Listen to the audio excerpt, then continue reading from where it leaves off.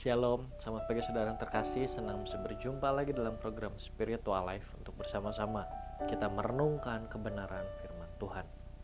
Ayat perenungan kita pada pagi hari ini akan terambil dari Kisah Para Rasul 12 ayat 1 sampai 19. Kisah Para Rasul 12 ayat 1 sampai 19, saya akan bacakan ayat ini bagi Bapak Ibu Saudara semua. Yakobus mati, Petrus dilepaskan dari penjara. Kira-kira pada waktu itu Raja Herodes mulai bertindak dengan keras terhadap beberapa orang dari jemaat.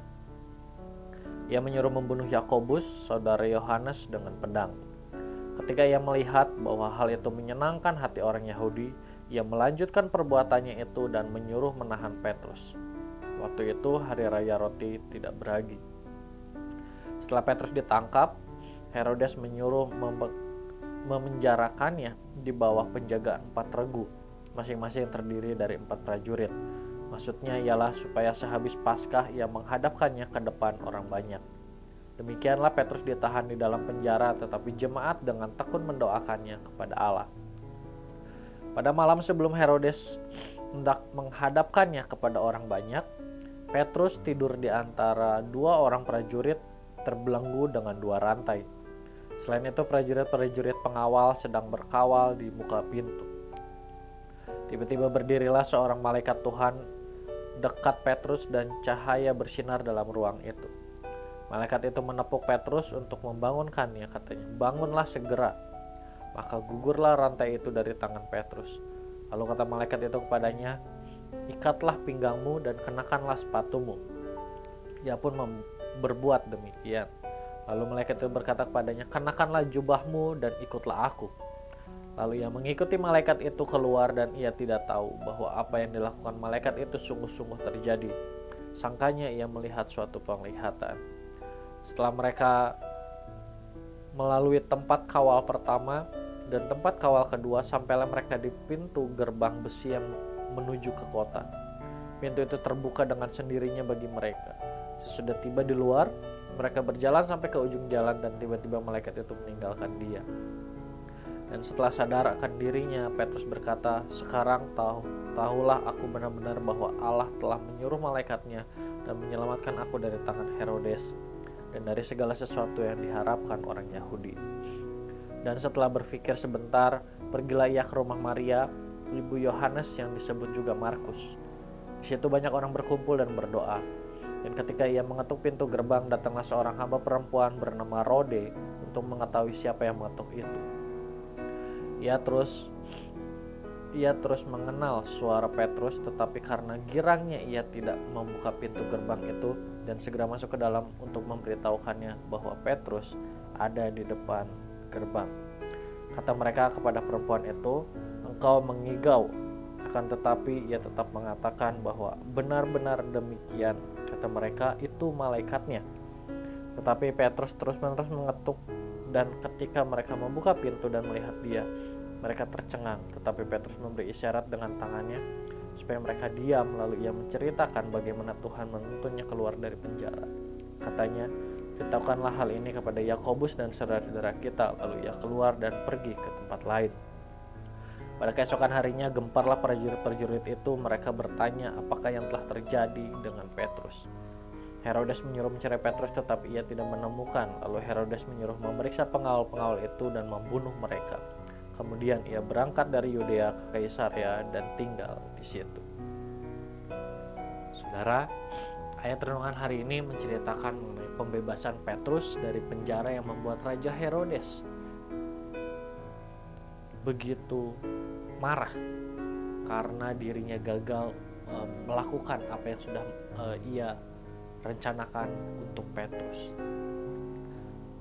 Dan hal ini membuat Petrus dapat terus melakukan pelayanan. Jika kita lihat, Petrus ditahan di dalam penjara dengan penjagaan yang sangat ketat sehingga mustahil untuk bebas dari situ. Namun kita melihat sesuatu yang luar biasa terjadi di dalam kisah ini. Meskipun dalam penjagaan yang sangat ketat, namun Petrus dapat keluar dari penjara. Semua ini dapat terjadi karena doa-doa yang dinaikkan oleh jemaat pada saat itu. Mereka berdoa dengan tekun kepada Allah. Mereka mendoakan Petrus secara khusus supaya Allah berkenan dan dengan berbagai cara dapat menggagalkan rencana Herodes. Saudara, melalui kisah ini kita melihat bagaimana ketika doa dinaikkan dengan tekun dan sungguh-sungguh, maka sangat besar kuasanya. Sesuatu yang mustahil dapat berubah menjadi sesuatu yang mungkin terjadi. Dan mengenai hal ini sudah kita lihat melalui kisah Petrus hari ini. Oleh karena itu, apapun yang sedang terjadi dalam kehidupan kita, mungkin ada sakit penyakit, mungkin kita sedang mengalami masalah ekonomi, mungkin kita sedang mengalami masalah di dalam pekerjaan, di dalam bisnis, mungkin di dalam sekolah kita, dan mungkin sudah cukup lama kita mengalami hal tersebut, sehingga hal-hal ini telah membuat kita putus asa atau kehilangan pengharapan. Namun, mulai renungan hari ini kita kembali diingatkan bahwa Allah dapat melakukan sesuatu yang mustahil terjadi menjadi mungkin terjadi. Hal yang perlu kita lakukan adalah berdoa dengan tekun dan sungguh-sungguh kepada Allah. Maka Allah akan berkarya di dalam kehidupan setiap kita. Marilah kita menaikkan doa kita dengan tekun dan sungguh-sungguh kepada Allah. Saudara, marilah kita mengambil waktu sejenak untuk merenungkan firman Tuhan yang baru saja kita dengar. Saudara, sudahkah di dalam pergumulan yang sedang terjadi dalam kehidupan kita datang kepada Allah melalui doa dengan penuh ketekunan dan sungguh-sungguh? Jika belum, marilah kita berdoa meminta ampun kepada Allah jika selama ini dalam menghadapi pergumulan, dalam menghadapi permasalahan dalam kehidupan kita berusaha dengan kekuatan kita sendiri. Dan mintalah kepada Allah juga untuk mengubahkan kehidupan kita, sehingga kita menjadi pribadi yang selalu bertekun dan sungguh-sungguh datang kepada Allah.